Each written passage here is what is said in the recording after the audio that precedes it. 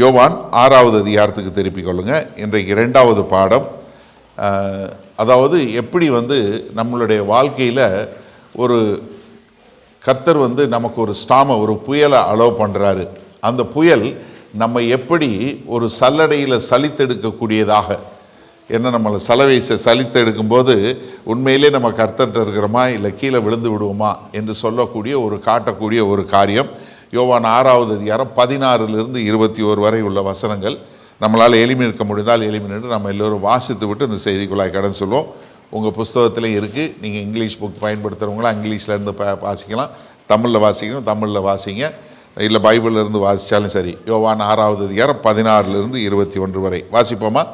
சாயங்காலமான போது அவருடைய சீஷர்கள் கடற்கரைக்கு போய் படவில் ஏறி கடலின் அக்கறையில் உள்ள கப்பர்நாகமுக்கு நேராய் போனார்கள்.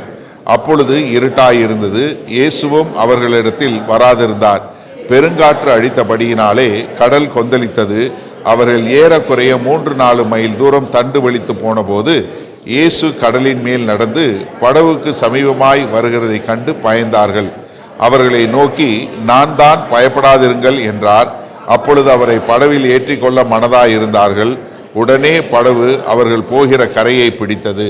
ஆமேன். அதாவது நம்ம இந்த போன வாரம் நான் சொல்லும்போது இந்த ஜெபத்தை பற்றி சொன்ன உடனே நிறைய பேர் அண்ணே அப்போ நம்ம அப்படி ஜெபிக்கக்கூடாதா, எது என்னுடைய மாம்சமான காரியங்களுக்கு ஜெபிக்கக்கூடாதா, நான் போகும்போது வரும்போது என்னோட பாதுகாப்பாக இருக்கக்கூடாதா அப்படின்னு சொல்லி நான் கேட்கக்கூடாதா அப்படின்னு சொல்லக்கூடிய ஒரு காரியம். ஏன்னா மத்தேயு 28வது அதிகாரம் முடிவில் என்ன சொல்லி பார்த்தோம்? இதோ நீங்கள் புறப்பட்டு போய் உலகமெங்கும் சீஷர்களாக்கி நான் கற்பித்தவைகளை அவர் கை கொள்ளும்படி போதித்து அவர்களுக்கு பிதா குமாரன் பரிசுத்த ஆவியின் நாமத்தினாலே ஞானஸ்தானம் கொடுங்கள் அப்படின்னு சொல்லிட்டு அதோட விடலை. இதோ உலக முடிவு பரியந்தமும் நான் என்ன சொன்னாரு? ஒருவேளை உங்க கூட இருப்பேன். நான் சொன்னாரு சகல நாட்களிலும் நான் உங்களை உலக முடிவு பரியந்த வரைக்கும் நான் சகல நாட்களில் உங்களோட கூட இருப்பேன்னு சொல்லியிருக்கிறார். இப்போ ஒரு நிமிஷம் யோசிச்சு பாருங்க. ஒரு அப்பாவோட கையை பிடிச்சிட்டு ஒரு 5 வயசு பிள்ளை நடந்து போகுது. இந்த பிள்ளை அப்பாவை பார்த்து எப்பா என் கையை விட்டுறாதீங்க கூடவே வாங்கன்னு கேட்குமா? ஹலோ? அப்போ என்னன்னா உங்களுக்குள்ள ஒரு மெச்சூரிட்டி, ஆண்டவரை குறித்து அவர் தேவன் யார், அவர் எனக்குள்ளே இருக்கிறார், என்னோட கூட இருக்கிறாரு, அவர் என் கூட எப்பவுமே வருகிறார் என்கிற ஒரு தெளிவான ஒரு வளர்ச்சியில் வரும்போது நீங்கள் இந்த மாதிரி காரியங்களுக்கு ஜெபிக்க மாட்டீங்க. ஆனால் என்னென்னா அந்த பாடில் போகும்போது ஆண்டவரே நீங்கள் யார் என்கிற ஒரு வெளிப்பாடு எனக்கு கொடுங்க, நான் எதற்காக இதுக்குள்ளே போகிறேங்கிற ஒரு நல்ல ஞானத்தை கொடுங்கன்னு கேட்கக்கூடியவங்களா வந்துடுவீங்க. ஆனால் ஆரம்பத்தில் நம்ம கேட்போம், நம்மளை அறியாமல் இது பண்ணுவோம். ரெண்டாவது என்னென்னா நம்ம கற்றுக்கொண்டது நம்ம அம்மா ஜெபம் பண்ணது, இல்லை பாட்டி ஜெபம் பண்ணது, இல்லை தாத்தா ஜெபம் பண்ணது, இல்லை வேறு யாரோ ஒரு பாஸ்டர் நான் கட்டுறேன் அதை பண்ணுறேன் அப்படின்னு ஜெபம் பண்ணதை பார்த்துட்டு நீங்கள் அதிலிருந்து கற்றுக்கொண்டு வர்றதுனால தான் உங்களுக்கு என்னென்னா ரொம்ப லெகுவாக வசனத்தின்படி உங்களால் ஜெபிக்க முடியாதவங்களாம் இருக்கிறீங்க. வசனத்தின் அடிப்படையில் பார்க்கும்போது ஆண்டவர் சொல்கிறார், நான் உன்னை கைவிட மாட்டேன், நான் எப்போதும் உன் கூட இருக்கிறேன்.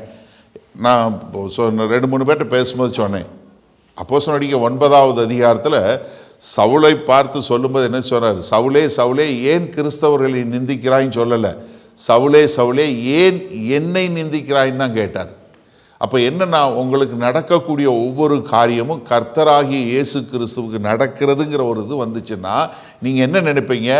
கர்த்தர் என்னோட இருக்கிறாரு, அவர் என்னை வழி நடத்துகிறாரு, அதனால நான் அவரோட போகிறேன், எனக்கு எது நடந்தாலும் அது கர்த்தருடைய அனுமதி இல்லாமல் நடப்பது இல்லை, அதனால நான் கர்த்தரோடு நடக்கிறேன் அப்படிங்கிற ஞானத்தோடு நடக்கும்போது ஆண்டவரே என்னுடைய நடக்கையில் எனக்கு ஒரு ஞானத்தை கொடுங்க அப்படின்னு சொல்லக்கூடியதாக.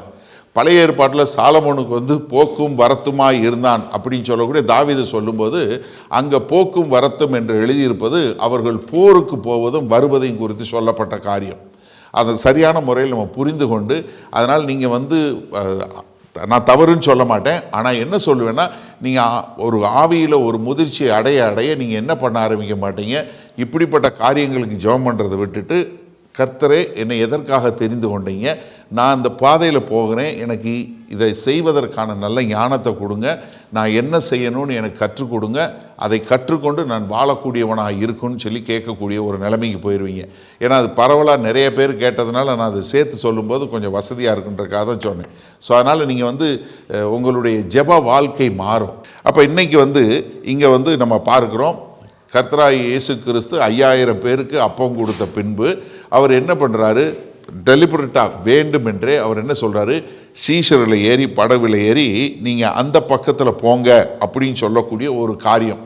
ஏன்னா மீதி மக்கள்லாம் என்ன கரையில் இருக்கிறாங்க, அவங்க ரொம்ப கம்ஃபர்டபுளாக இருக்கிறாங்க. ஆனால் இங்கே சீஷரில் என்ன பண்ணுறாரு, அவங்கள ஏறி நீங்கள் அந்த கரைக்கு போங்கன்னு சொல்லி படகுல கர்த்தர் அவர்களை அனுப்புகிறார்.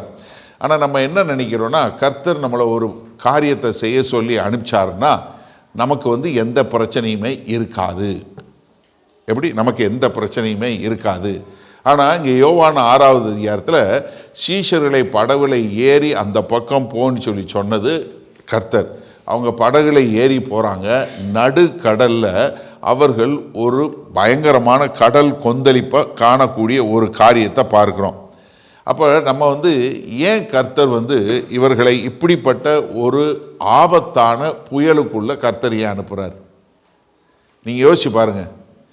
அவங்கள முதலே ஒரு வார்னிங் கொடுத்துருக்கலாம்ல, நீங்கள் போக போகிறீங்க, ஒரு புயல் வரப்போகுது, நீங்கள் பார்த்து போங்க. இல்லையே. ஏன்னா நம்ம வாழ்க்கையில் நம்ம எல்லாருமே என்ன நினைக்கிறோம், எனக்கு ஒரு ப்ளூ பிரிண்ட் கொடுத்துருங்க.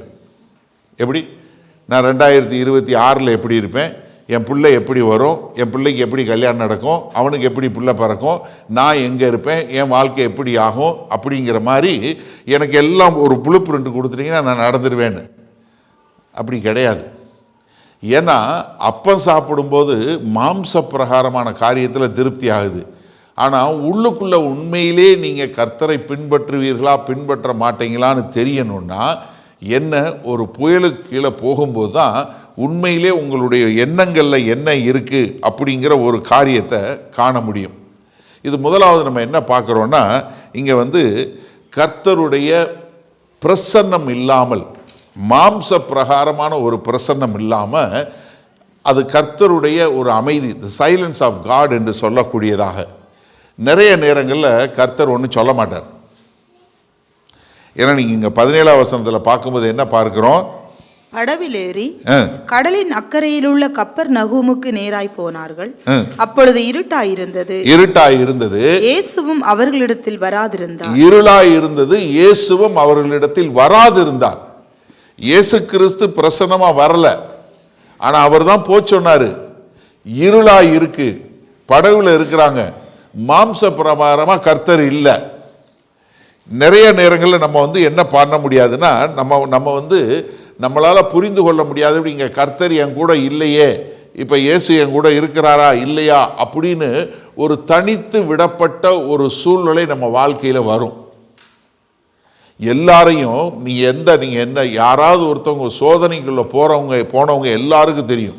நம்ம சோதனைக்குள்ளே போகும்போது நம்ம என் கூட இயேசு கிறிஸ்து இருக்கிறாரா இல்லையா, நான் கர்த்தருடைய சத்தம் கேட்டு தான் போகிறேனா போகலையா அப்படின்னு சொல்லக்கூடிய ஒரு கேள்வியும் ஒரு சந்தேகத்தினுடைய காரியம் நம்ம வாழ்க்கையில் வரதான் செய்யும். இங்கே அதே தான் இவங்களுக்கு என்ன பண்ணுது, ஆண்டவர் சொல்கிறார் இங்கே படவுல ஏறி அந்த பக்கம் போங்கன்னு சொல்கிறாரு.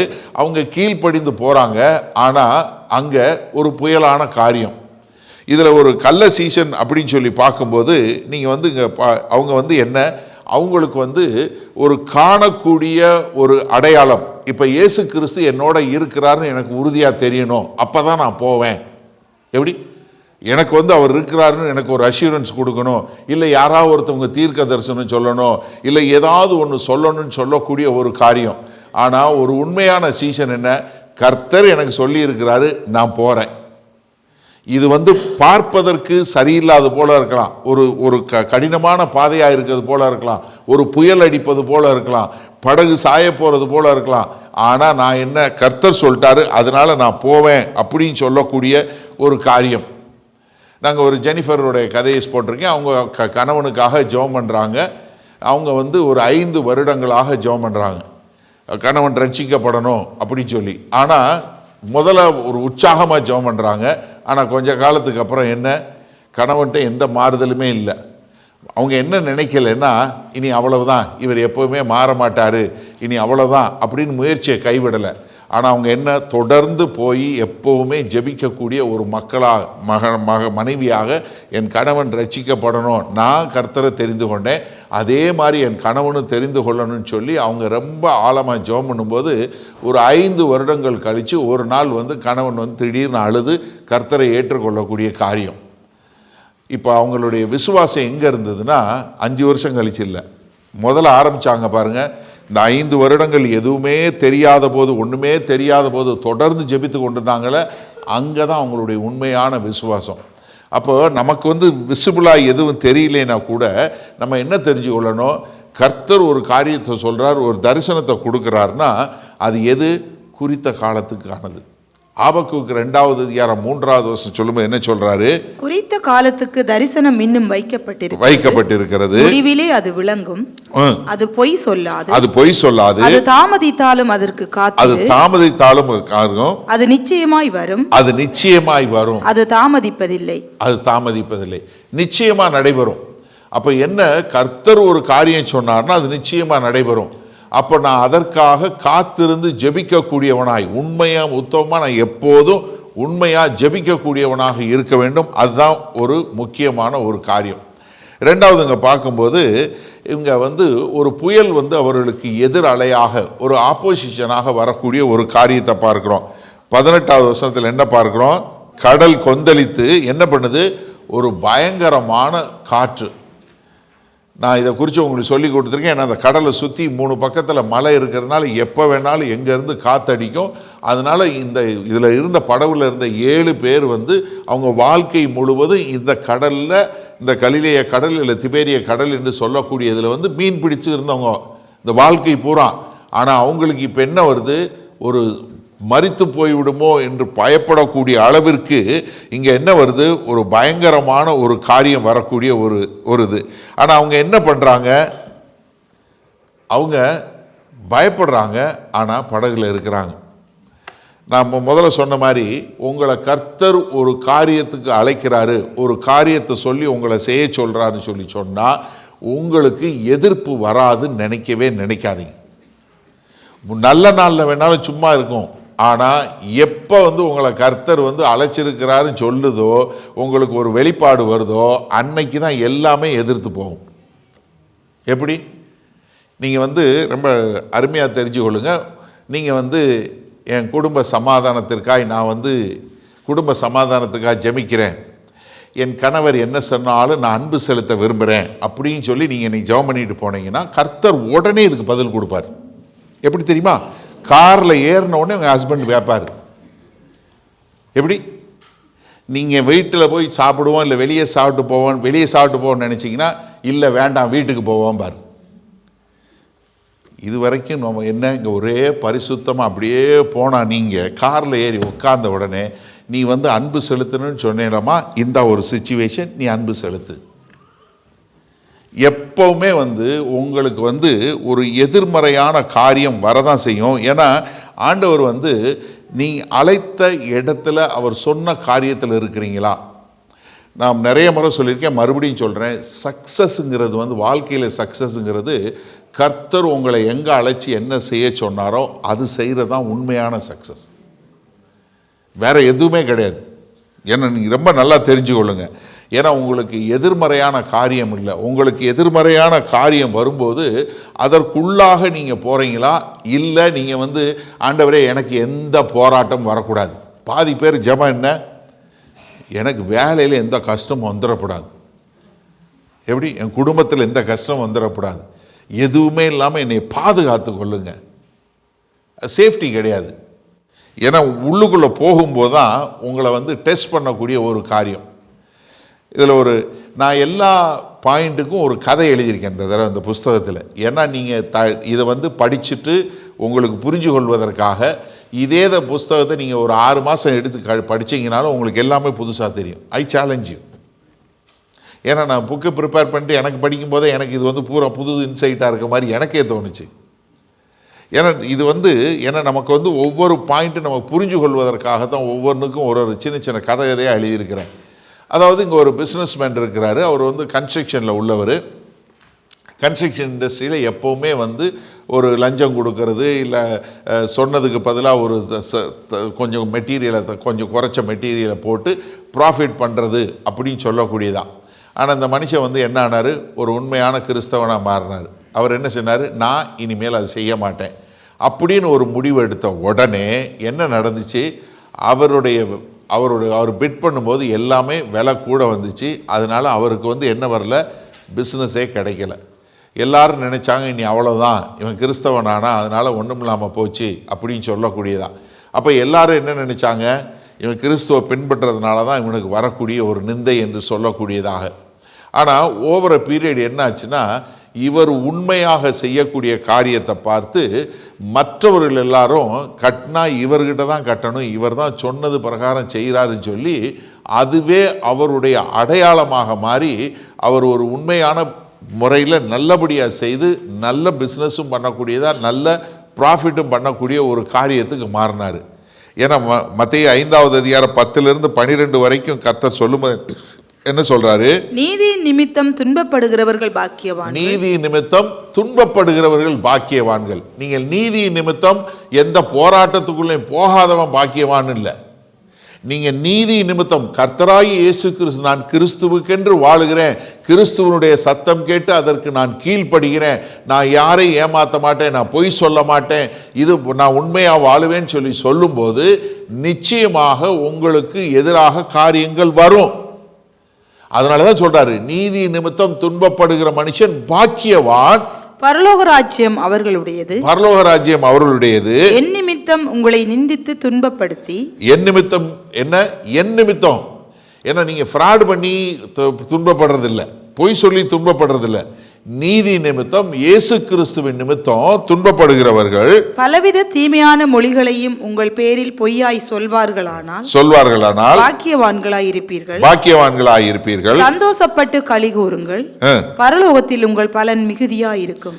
பரலோகத்தில் உங்க பலன் மிகுதியாய் இருக்கும். அப்ப என்ன, ஒரு கர்த்தர் உங்களை அனுப்புறாரு அப்படின்னு சொல்லும்போது அவருடைய மாம்ச பிரகாரமான பிரசன்னம் இல்லாத போதும் நீங்க அவரை நம்பி போவது, கர்த்தர் சொன்னார்னு போகும்போதும் எதிர்மறையான காரியம் வரும்போதும் நம்ம உண்மையாக நீதியாக கர்த்தருக்கு என்று வாழ வேண்டிய ஒரு அவசியத்தை பார்க்கிறோம். இங்கே யோவான் சில காரியங்களை விட்டுட்டாரு, மத்தேயு சில காரியங்களை சொல்றார். நம்ம ஏற்கனவே இதை குறித்து பார்த்துருக்கோம், இருந்தாலும் குயிக்காக பார்ப்போம். மத்தேயு 14வது அதிகாரத்தில் இந்த சம்பவத்தை குறிக்கும் போது இங்கே வந்து ஒரு 3 காரியங்களை சொல்றார். ஒரு 3 விதமான மக்களை குறித்து சொல்லக்கூடிய காரியம்.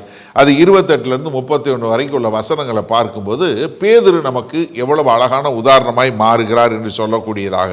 வாசிங்க 28 மத்தேயு 14:28. பேதுரு அவரை நோக்கி, ஆண்டவரே, நீரேயானால் ஜலத்தின் மேல் நடந்து உம்மிடத்தில் வர கட்டளையிடும். இப்ப நீங்க வந்து ஒரு 3 விதமான சீஷர்கள் இங்க பார்க்கிறோம். முதலாவது என்னன்னா, என்ன அப்பம் சாப்பிட்டு வந்த மக்கள் அவங்க எங்க இருக்காங்க, கரையில் இருக்காங்க. அவங்களுக்கு எந்த பிரச்சனையும் இல்லை, அவங்க ரொம்ப சந்தோஷமா கம்ஃபர்டபுளா எல்லாம் இருக்கிறாங்க. ஆனா படவுல ஏறி போன்னு சொல்ல வார்த்தையை கேட்டு, கர்த்தருடைய வார்த்தையை கேட்டு ஏறினது 12 பேர். இந்த 12 பேர்ல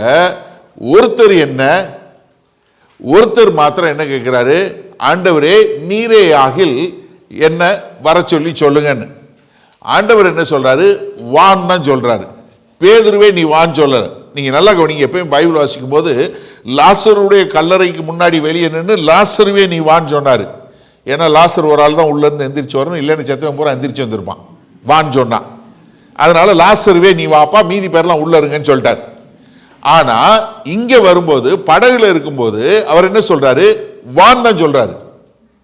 இப்போ படகுல இருந்த 12 பேர் எந்திரிச்சு நடந்திருக்கலாம். ஹலோ, படகுல இருந்த 12 பேர் எந்திரிச்சு நடந்திருக்கலாம். ஆனா ஒருத்தர் மட்டும் தான் எந்திரிச்சு போறாரு. மீதி 11 பேர் என்ன, படகுல உட்காந்துருவோம், கர்த்தர் பேச்சை கேட்டு வந்தோம், இது ரொம்ப காத்தடிக்குது, படகு உடைஞ்சு ஏதாவதுச்சுன்னா ஒரு கட்டையவாது பிடிச்சுக்கிறோம். நான் இருக்கிறேன், நான் சீசன் தான், ஆனாலும் ஒரு ஒரு ஒரு ஒரு பிடிமானம் வேணும் எனக்கும். ஆனால் பேதுரு இறங்கி நடக்கிறார். இறங்கி நடக்கும்போது நம்ம என்ன நினைக்கிறோன்னா, இது நடக்கும்போது பேதுரு நடந்தாருனோடனே ஸ்விம்மிங் பூலில் நடந்த மாதிரி நடக்க இல்லை. ஏன்னா அலையடித்து காத்தடித்து சாக போகிறோன்ற மாதிரி இருக்கும்போது நடக்கக்கூடிய ஒரு காரியம்.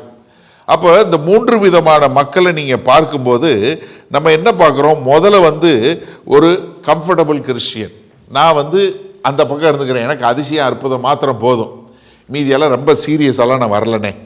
நான் ஞாயிற்றுக்கிழமை வருவேன், சண்டே வருவேன், பிரசங்கம் கேட்பேன், பாதி நேரம் நானே சுவிட்ச் ஆஃப் பண்ணிடுவேன். நீங்கள் வேறு 50 நிமிஷம் பேசுகிறீங்க. நம்ம லிமிட்டு 10 நிமிஷம் தான். அதுக்கப்புறம் ஃபோன் எடுப்பேன், இல்லை டாய்லெட் போவேன், இல்லை நான் உட்காந்துட்டு வேறு எதையாவது யோசிப்பேன், அதுக்கப்புறம் நான் போயிடுவேன். என்னை எதுவும் மாற்றாது. நீங்கள் பார்த்துருக்கீங்களா? கண்டிப்பாக நம்ம சர்ச்சிலையும் ஆள் உண்டு, எல்லா சர்ச்சிலையும் உண்டு. இவங்க இருக்க தான் செய்வாங்க. அவங்க யார்? நமக்கு கிறிஸ்தவம் கொஞ்சம் கொஞ்சம் இது ரொம்பலாம் பக்கத்துலலாம் போனால் பிரச்சனை. வந்தோமா, சர்ச்சுக்கு வந்தோமா, போனோமா, அது போதும். இது ஒரு ஆள். இன்னொருத்தன் உள்ளே வருவான், கேட்பான், எல்லாம் பண்ணுவான். ஆனால் என்ன, எனக்கு இங்கே படகுலே உட்காந்துக்கிறேன், கம்ஃபர்டபுளாக சுவிசேஷ ஊழியம் செய்யணுமா, நான் ஜெபம் பண்ணிக்கிறேன். இல்லை எங்கேயாவது மிஷனரி ஊழியத்துக்கு போகணுமா, நான் ஜெபம் பண்ணிக்கிறேன். நமக்கு இது போதும், நம்மளை போதும். ஆனால் உண்மையாக உள்ள ஆள் யார்? 3வது ஆள் யார்? ஆண்டவரே நீங்கள் என்னை வர சொல்லி சொல்கிறீங்க அப்படின்னு சொல்லக்கூடியதாக ஒரு டாக்டர், கிரிகரின்னு சொல்லக்கூடிய ஒரு டாக்டர். இது உண்மை சம்பவம். அவர் கிட்டத்தட்ட ஒரு $2 மில்லியன் சம்பாரிச்சுக்கிட்டு இருந்த ஒருத்தர்.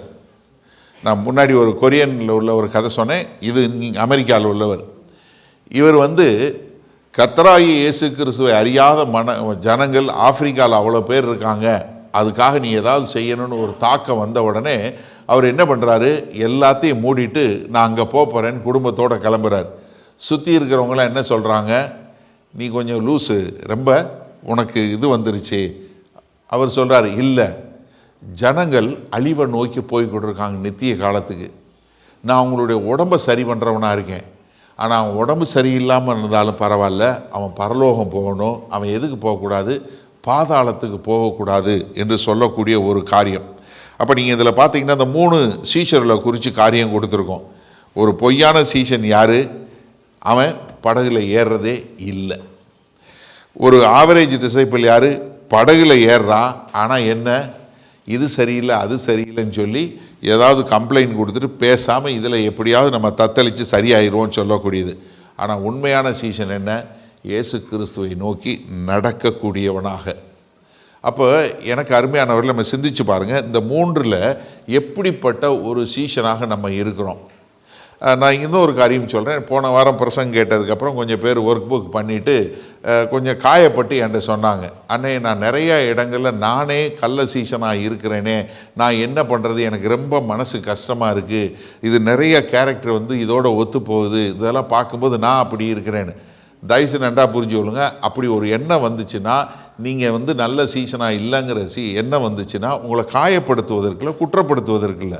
நான் மறுபடியும் சொல்கிறேன், நீங்கள் என்ன பண்ணணும், எப்படி நான் உண்மையுள்ள சீசனாக மாறுவதற்கு நான் என்ன செய்யணும். ஏன்னா உங்கள் வாழ்க்கையில் நீங்கள் என்ன பண்ணுனா, நான் இப்படி இருக்கிறேன்னா எப்படி மாற முடியும், ஆண்டவரே எனக்கு உதவி செய்யுங்க அப்படின்னு சொல்லி நம்ம கேட்டு அதில் மாறக்கூடியவங்களாக வரணுமே ஒழிய, காயப்பட்டு நானும் இப்படி தான் இருக்கிறேன் அவ்வளோதான் வேறு என்ன அப்படின்னு சொல்லி நின்று போயிடக்கூடாது. சரியா? அதே மாதிரி இங்கே இன்னொன்று பார்க்குறோம்.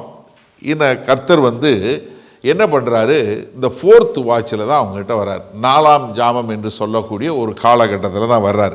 நீங்கள் மத்தேயு 14 25வது வசனம் பாருங்க. இரவின் 4ஆம் ஜாமத்திலே இயேசு கடலின் மேல் நடந்து அவர்களிடத்தில் வந்தார். 4ஆம் ஜாமம்னா 3 மணியிலிருந்து காலையில், அதிகாலையில் 3 மணியிலிருந்து 6 மணி வரைக்கும். இப்போ நீங்கள் யோசிச்சு பாருங்க, இயேசு கிறிஸ்து அவங்கள படகுல ஏறி போக சொன்னார். சாயந்தரம் ஒரு 6 இல்லை 7 மணிக்கு அவங்க ஏறிட்டாங்க. சரியா? 6-7 மணிக்கு ஏறிட்டாங்க. இப்போ அவங்க போகும்போது படகுல பெரிய பயங்கரமான காற்று வருது, தத்தளிக்கிறாங்க, இது பண்ணுறாங்க. இப்போ ஏன் இயேசு கிறிஸ்து ராத்திரி ஒரு 9 மணிக்கு வரல? இல்லை ரொம்ப மோசமாக போச்சுன்னா கூட ஒரு 12 மணிக்கு வந்திருக்கலாமே, நடு ஜாமத்தில் அப்போ தான் ரொம்ப இருட்டும் ஜாஸ்தி, நமக்கும் பயமும் ஜாஸ்தி, எல்லாமே இருக்குது, அப்போ வரலாமே. இல்லை, அப்பவும் வரல. ஏன் காலையில் 3 மணிக்கு வர்றார்? அதாவது நம்மளுடைய சுயமுயற்சியில் எதுவுமே இல்லாமல் என்னால் முடியாதுங்கிற ஒரு நிலைமையில் நீங்கள் 2 கையையும் தூக்குற வரைக்கும் கர்த்தர் வரமாட்டார். நீங்கள் நிறையா பேரோட வாழ்க்கையில் சாட்சி கேளுங்களேன். வேலை இல்லாமல் போனவங்க, இல்லை ரொம்ப ஒன்றுமே இல்லாமல் போய் உடல் நிலைமை இல்லாமல் போய் ஆஸ்பத்திரிக்கு போனவங்க, இல்லை மொத்த பிஸ்னஸையும் லாஸ் பண்ணி அப்படியே எதுவுமே இல்லைன்னு போய் கடைசி ஒரு இதில் இருந்தவங்க, அப்போ அவங்ககிட்ட கேளுங்களேன், எப்படி கர்த்தரை அவங்க உணர்ந்து கொண்டாங்க, கர்த்தர் எப்படி கடைசி நேரத்தில் லாஸ்ட் மினிட்ல கரெக்டாக அந்த நேரத்தில் வந்தார் அப்படின்னு சொல்லக்கூடிய காரியம். ஏன்னா என்ன தெரியுமாகும், முதலே வந்துட்டா நீங்கள் செஞ்சிட்டீங்கன்னு உங்கள் தைரியத்தில் உங்கள் பலத்தில் செஞ்சிட்டீங்கன்னு உங்களுக்கு வந்துடும். அதனால் என்ன, என்கிட்ட எதுவுமே இல்லை அப்படின்னு சொல்லக்கூடிய நம்மளை ஒரு எம்டி பண்ண வேண்டிய ஒரு சூழ்நிலை கொண்டு வரணும் கர்த்தர். நீங்கள் எது உங்களுடைய பலம்னு நினைக்கிறீங்களோ, what ever you think that is my strength நினைக்கிறீங்களோ, அதை ஒன்றுமே இல்லாத நிலைக்கு நான் எது பலம் நினச்சேனோ அதுதான் என்னுடைய பெரிய பலவீனங்கிற வரும்போது தான் கர்த்தருடைய பலம் பூரணமாக வெளிப்படும். அதனால் கர்த்தர் என்ன செய்வார்னா, முதல்ல வரவே மாட்டார். கடைசி நேரத்தில் கடைசியாக வரக்கூடிய ஒரு காலகட்டத்தில் தான் கர்த்தர் வருவார். ஏன்னா 2 கொரிந்தியர் 12வது அதிகாரம் 9வது 10வது வசனம் பவுல் எழுதும்போது என்ன எழுதுறாரு? அதற்கு அவர் என் கிருபை உனக்கு போதும், என் கிருபை உனக்கு போதும். என்ன, என் கிருபை உனக்கு போதும், பலவீனத்திலே என் பலம் பூரணமாய் விளங்கும், பலவீனத்திலே என் பலன் பூரணமாகும். ஆகையால் கிறிஸ்துவின் வல்லமை என் மேல் தங்கும்படி என் பலவீனங்களை குறித்து நான் மிகவும் சந்தோஷமாய் மேன்மை பாராட்டுவேன். அந்தபடி நான் பலவீனமாய் இருக்கும் போதே பலம் உள்ளவனாய் இருக்கிறேன். ஆகையால் கிறிஸ்துவின் நிமித்தம் எனக்கு வரும் பலவீனங்களிலும் நிந்தைகளிலும் நெருக்கங்களிலும் துன்பங்களிலும் இடுக்கண்களிலும் நான் பிரியப்படுகிறேன். எவ்வளவு அழகா சொல்றாரு பாத்தீங்களா? ஏன்னா நமக்கு நம்முடைய பலம் இருக்கும்போது கர்த்தரால் ஒன்றும் செய்ய முடியாது. நம்ம என்கிட்ட ஒன்றுமே இல்லை ஆண்டவரே எல்லாம் உம்மால் தான் அப்படின்னு சொல்லக்கூடிய ஒரு நிலைக்கு நம்ம வர்ற வரைக்கும் கர்த்தரும் வரமாட்டார். ஆனால் நம்ம எப்படின்னா, நிறையா நேரங்களில் இதை எடுத்து அதை பண்ணிடுவோம், அதை எடுத்து இதை பண்ணிடுவோம், இதை எடுத்து இங்கே போட்டுருவோம், இதை எடுத்து இப்படி பண்ணி பார்ப்போம், இவங்ககிட்ட போவோம், அவங்ககிட்ட போவோம், அவங்க செய்வாங்க, இவங்க செய்வாங்க, இவங்க மூலம் செஞ்சோம்னா ஒரு வேலை நடந்துடும், இப்படி எல்லாம் செஞ்சு பெரிய குளமாக்கிடுவோம். எப்படி பெருசாக எல்லாத்தையும் பண்ணி பார்த்துட்டு கடைசியில் எதுவுமே வேலைக்காகலை, ஆண்டவர் ஒருத்தர் தான் அப்படின்னு சொல்லி வரக்கூடிய ஒரு சூழ்நிலை வரக்கூடியதாக. அப்போ என்னென்னா, நம்மளுடைய வாழ்க்கையில் நம்ம புயலில் போகும்போது கர்த்தர் நம்முடைய பலத்தில் இருக்கிற வரைக்கும் கர்த்தர் வரமாட்டார். இப்போ நீங்கள் மொத்தமாக இதாகிறதுக்கு பதிலாக முதலே இதை புரிஞ்சு கொண்டு, ஆண்டவரே என்னால் ஒன்றும் செய்ய முடியாது, நீங்கள் என்னை அழைச்சிருக்கிறீங்க, நீங்கள் என்னை அனுப்பிச்சிருக்கீங்க, இதை மேற்கொள்ளுவதற்கு எனக்கு கிருபை கொடுங்க, நான் பலவீனமான மனுஷன், எனக்கு பலத்தை கொடுங்கன்னு கேட்கும்போது கர்த்தருடைய பலம் பூரணமாய் விளங்கக்கூடியதாக இருக்கும். 2வது, கர்த்தர் எல்லாவற்றிற்கு மேலே ஏக சக்கராதிபதியாய் இருக்கிறார். அவர் புயலையும் காற்றையும் கடலின் மேலும் முழு அதிகாரம் கொண்டவராய் இருக்கிறார். நம்ம நல்லா தெரிஞ்சுடுவேன். அதாவது உங்கள் வாழ்க்கையில் நடக்கக்கூடிய எந்த ஒரு பெரிய போராட்டமாக இருக்கட்டும், இல்லை சின்ன போராட்டமாக இருக்கட்டும், எந்த ஒரு காரியமாக இருந்தாலும் அது எல்லாமே God is in control. நீங்கள் நல்லா தெரிஞ்சுக்கொள்ளுங்க. எல்லாவற்றிற்கு மேலும் கர்த்தர் அதிகாரம் படைத்தவராய் ஏக சக்கராதிபதியாய் இருக்கிறாருங்கிறத மறந்தே போகக்கூடாது. எந்த புயலாக இருந்தாலும் சரி, எதுவாக இருந்தாலும் சரி. நீங்கள் இது மத்திய 8வது அதிகாரத்தில் இன்னொரு சம்பவம் பார்க்குறோம். 24 to 27 வரை உள்ள வசனங்கள் பாருங்களேன். அப்பொழுது படகு அலைகளினால் மூடப்படத்தக்கதாய் கடலில் பெருங்காற்று உண்டாயிற்று. அவரோ நித்திரையாய் இருந்தார். நீங்க பாருங்க, இவங்க 7 வருஷம் 7 பேரும் கடல்லே இருந்தவங்க வாழ்க்கை பூரா. ஆனால் இயேசு கிறிஸ்து கார்பெண்டராக இருந்தவர், தச்சனாக இருந்தவர். அவர் படகுல இருக்கிறாரு. கடலில் வாழ்க்கை பூரா இருந்தவன் என்ன பண்ணுறான்? பயப்படுறான். ஆனால் தச்சனா இருந்த இயேசு கிறிஸ்து படுத்து தூங்குறார், நித்திரையா இருக்கிறாரு. அப்பொழுது அவருடைய சீஷர்கள் வந்து அவரை எழுப்பி ஆண்டவரே எங்களை ரட்சியும், ஆண்டவரே எங்களை ரட்சியும், ஆண்டவரே எங்களை காப்பாத்துங்க. எப்படி எங்களை காப்பாத்துங்க? சேவ சொல்லார். என்ன சொல்லி கேட்கிறாங்க? மடிந்து போகிறோம் என்றார்கள். சாக போறோம், எந்திரிச்சு எங்களை காப்பாத்துங்க. யோசிச்சு பாருங்க, இயேசு கிறிஸ்து படகுல இருக்கிறாரு. அப்ப என்ன இருந்திருக்கணும்? இயேசு இருக்கிறாரு, அதனால எனக்கு எந்த பிரச்சனையும் இல்லைன்னு இருந்திருக்கணும் இந்த சீஷர்கள். ஆனா என்ன பண்றாங்க? இயேசு கிறிஸ்து எழுப்பி, ஐயா எங்களுக்கு பிரச்சனைன்னு சொல்ல, நாங்க சாக போறோம், எந்திரிச்சு எங்களை காப்பாத்துங்க.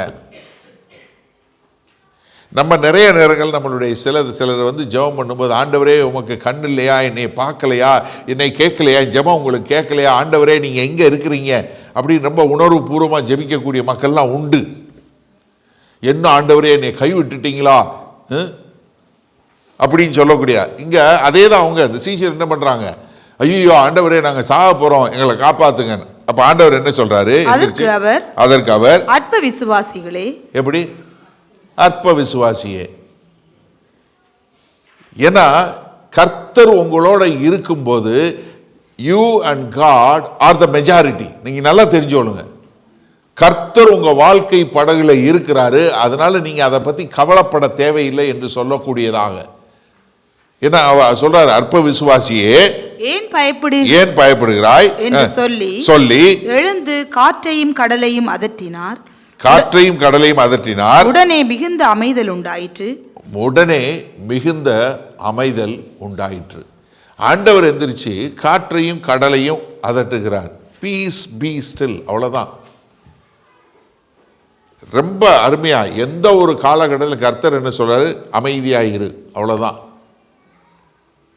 நான் இது சொல்லிக் கொடுக்கும்போது சொல்லிக் கொடுத்தேன், மறுபடியும் உங்களுக்கு ஞாபகப்படுத்துறேன்.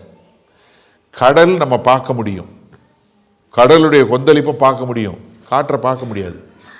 காற்றுனால வரக்கூடிய காரியத்தை தான் பார்க்க முடியும்.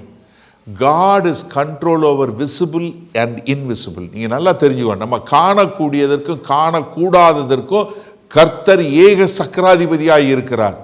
எனக்கு தெரியாது, சில நேரங்களில் உங்களுக்கு எதிராக வந்து உங்கள் கம்பெனியில் வேலை பார்க்குறாங்க, எல்லாம் செஞ்சு பிரச்சனை வர்ற வரைக்கும் உங்களுக்கு தெரியாது.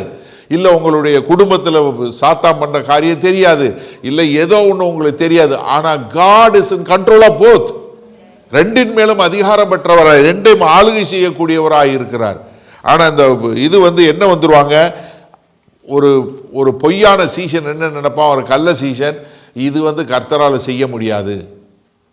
நிறைய நேரங்களில் நான் பார்த்துருக்கேன், நிறைய பேர்கிட்ட பேசும்போது ஆண்டவரை விசுவாசிக்கிறேன்னு சொல்லுவாங்க. அவங்கள்ட்ட கேட்கும்போது, கர்த்தரால் செய்யக்கூடாத காரியம் எதுவாவது இருக்கா? இல்லை பாஸ்டர்.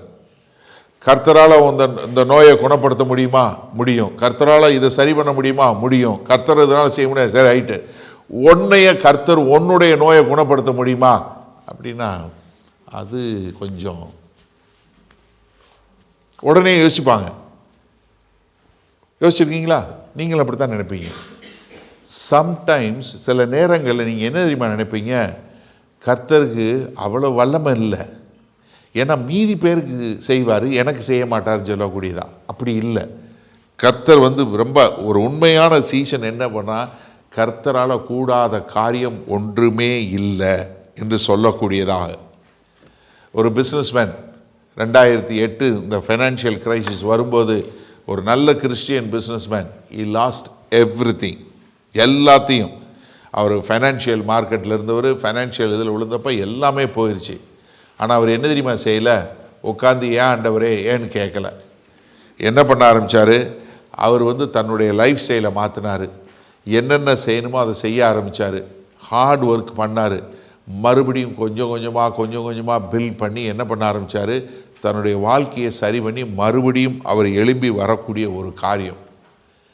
சில நேரங்களில் நம்மளால் கண்டுபிடிக்க முடியாது, ஏன்னு சொல்லி நம்மளால் புரிஞ்சு கொள்ள முடியாது. யோபுனுடைய வாழ்க்கையில் என்ன நடந்துச்சுங்கிறது யோபுக்கும் தெரியாது, யோபுடைய நண்பர்களுக்கும் தெரியாது.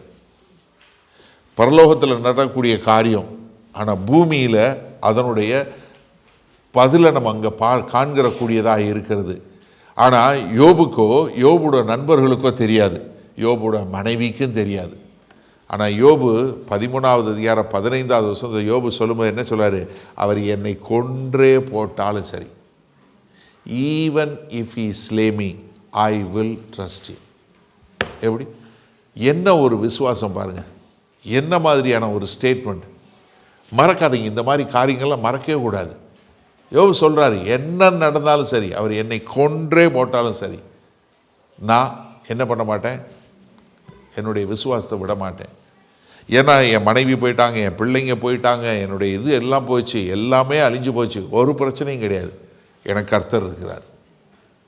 அந்த மாதிரி வாழக்கூடிய ஒரு காரியம். அப்போ முதலாவது கர்த்தர் நமக்கு பலம் இருக்கும்போது வரமாட்டார். ரெண்டாவது கர்த்தர் என்ன, அவர் இந்த காலகட்டத்தில் நம்மளுக்கு என்ன பண்ணக்கூடியவராய் இருக்கிறாரு, அவர் எல்லாவற்றின் மேலும் அதிகாரம் பெற்றவராய் இருக்கிறார் என்று சொல்லக்கூடியதாக. இப்படி வரும்போது தான் நமக்கு என்ன பார்க்குறோம்? மூன்றாவதா, கர்த்தர் யார் என்பது அப்போ தான் நமக்கு வெளிப்படக்கூடிய காரியம். இதெல்லாம் நடக்கும்போது தான் கர்த்தர் தன்னை யார் என்று வெளிப்படுத்தக்கூடியது. நிறைய பேர் நான் கர்த்தரை காண வேணும், இன்னைக்கு கூட ஒரு பாட்டு பாடினீங்க, இன்பநாதர் இயேசுவை நான் பார்த்தாலே போதுன்னு. இந்த பாடுக்குள்ளே போனீங்கன்னா பார்த்துருவீங்க இன்பநாதரை. புயலுக்குள்ள மத்தியிலையும் போய் ஒன்றுமே இல்லாமல் போய் நிற்கும்போது கர்த்தர் தான் யார் என்பதை வெளிப்படுத்தக்கூடியவராய்.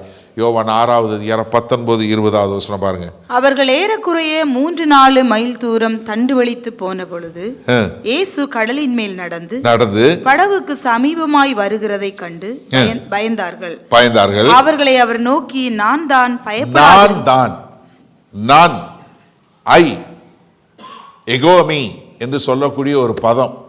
இது என்னன்னா, யாத்ராகம் 3வது அதிகாரத்தில் கர்த்தர் தன்னை யாருன்னு வெளிப்படுத்தினார் இல்லையா, மோசேக்கு வெளிப்படுத்தினார் இல்லையா, அது நம்ம தமிழில் மொழிபெயர்த்திருக்கிறோங்க, இருக்கிறவராகவே இருக்கிறேன். இல்லை நீங்கள் இங்கிலீஷில் ஐ ஆம் ஹூ ஐ ஆம் என்று சொல்லக்கூடியதாக. ஏன்னா அதை மொழிபெயர்க்க முடியாது. நான் தான் அப்படின்னா என்ன? கர்த்தர் சொல்றார் நான் தான். அதாவது நான் தேவன் என்கிற ஒரு வெளிப்பாட்டை அவர்களுக்கு கொடுக்கிறார். ஏன்னா அவங்களுக்கு என்ன தெரியும், நான் தான் எல்லாத்தையும் உருவாக்குன அந்த தேவன், நான் தான் எல்லாவற்றின் மேலும் அதிகாரம் பண்ணக்கூடிய தேவன், நீங்கள் ஏன் பயப்படுறீங்க என்று சொல்லக்கூடியதாய். அப்போ எனக்கு அருமையானவர்களே, நீங்கள் அந்த மாதிரி வரும்போது கர்த்தர் தான் யார் என்று வெளிப்படுத்தக்கூடிய காரியம், தன்னை ஜனங்களுக்கு, அவர் தன்னுடைய சீஷர்களுக்கு நான் தான் வெளிப்படுத்துகிறார். அப்போ இப்படிப்பட்ட ஒரு காரியத்தில் போகும்போது நமக்கு என்னன்னா, நம்ம கர்த்தரை அறிந்து கொள்ளக்கூடிய மக்களாய். இப்போ நீங்கள் யோசிச்சு பாருங்கள், உங்கள் வாழ்க்கையில் நீங்கள் இப்போ போய் கொண்டு இருக்கிற போராட்டம், இல்லை நீங்கள் போய் கொண்டு இருக்கிற பாதையில் எந்த புயல் எந்த இதில் போனாலும் உங்களுக்கு எப்படிப்பட்ட ஒரு கர்த்தரை தெரிந்து கொண்டவர்களாய் இருக்கிறீங்க? எல்லாவற்றின் மேலும் அதிகாரம் கொண்ட ஒரு தேவன், எல்லாவற்றையும் ஆளுகிற தேவன். அது மாத்திரமல்ல, அவர்தான் சகல வல்லமை பொருந்திய தேவன், அவர்தான் எல்லாமே உருவாக்குவதற்கும் எல்லாத்துக்கும் இருந்தவர் என்று சொல்லக்கூடியதான். எனக்கு அருமையானவர்கள், நம்ம நன்றாக தெரிஞ்சு கொள்ளுங்க, நம்மளுடைய வாழ்க்கையில் நிறைய நேரங்களில் போகக்கூடிய ஒரு கடுமையான சூழ்நிலை, நம்மளை சோதிக்கக்கூடிய ஒரு சூழ்நிலை, அதில் நம்ம எப்படி கர்த்தரை தெரிஞ்சு கொள்கிறோம்? நீங்கள் பாருங்கள், 3-4 மைல் தூரம் அதிகாலை 4ஆம் ஜாமம் வரைக்கும் வந்திருக்கிறாங்க. ஆனால் கர்த்தர் படகுல ஏறின உடனே இடத்துக்கு போக வேண்டிய இடத்துக்கு போய் சேரக்கூடியது.